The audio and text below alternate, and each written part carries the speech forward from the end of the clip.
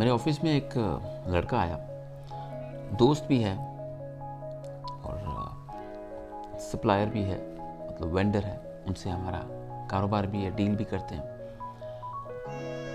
बातें हो रही थी तो मुझे आके कहता है कि आपकी वो वीडियो जो है दुआ वाली, उस पर काफ़ी नेगेटिव कमेंट आ रहे हैं, तो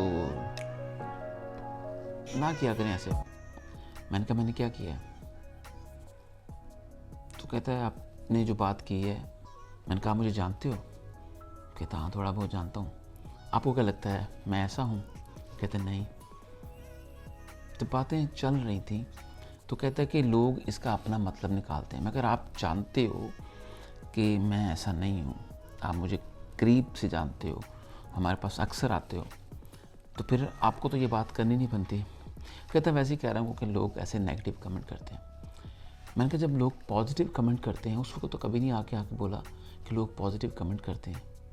मुझ पे बहुत सारी खामियाँ होंगी, मीठा मीठा, हप हप, कड़वा कड़वा, थू थू, ऐसा तो नहीं होता। ये बात बताने का मतलब ये है कि क्रिटिसिज्म जो होता है ना, तनकीद जो होती है, ये ज़िंदगी में होनी चाहिए कहीं ना कहीं, कैसे भी करके। उससे आपके इर्द गिर्द के जो लोग होते हैं ना वो फिल्टर हो जाते हैं।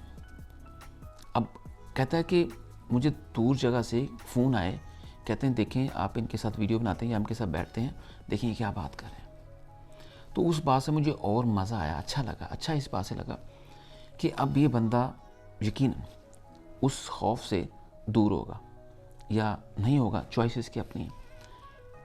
जब क्रिटिसिज्म होता है या आपको लगता है कि किसी बंदे को के खिलाफ बात हो रही है या उसके अगेंस्ट बात हो रही है या नॉन ट्रेंडिंग है, तो लोग फिर पीछे हटना शुरू हो जाते हैं।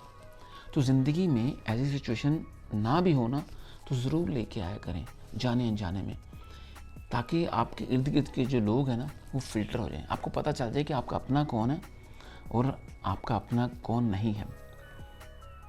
क्योंकि लोग आपको जानते हैं लेकिन दूसरों के रिव्यूज़ की वजह से फिर आपका एक इमेज क्रिएट करते हैं।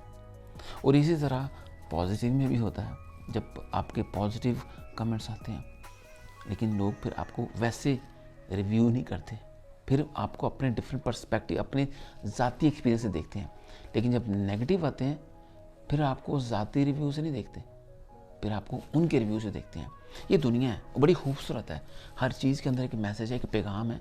तो मुझे अच्छा भी लगा और शॉकिंग भी लगा, तो मैंने सोचा आपसे ज़रूर शेयर करूं कि ज़िंदगी में कभी ऐसे मामला हो तो उसको एंजॉय किया करें। क्योंकि बात ये फैक्ट है, ना वो मेरी है, ना आपकी है, ना किसी की है। जब इंसान की नीयत ख़राब होती है ना, चाहे वो मेरी हो चाहे आपकी हो, इंसान गलत करे तो उसको बदनाम होने से या बेइज्जत होने से दुनिया की कोई ताकत नहीं बचा सकती। क्योंकि बदनाम या बेइज्जत कौन करता है? सिर्फ अल्लाह की ज़ात कर सकती है। और इसी तरह अगर आपकी नीयत अच्छी है, दुनिया की कोई ताकत आपको इज्जत नहीं दे सकती सिवाय अल्लाह के। तो आपने अपनी नीयत के मुताबिक काम करना है और दैट्स इट। दुनिया क्या सोचती है उनका अपना पर्सपेक्टिव है।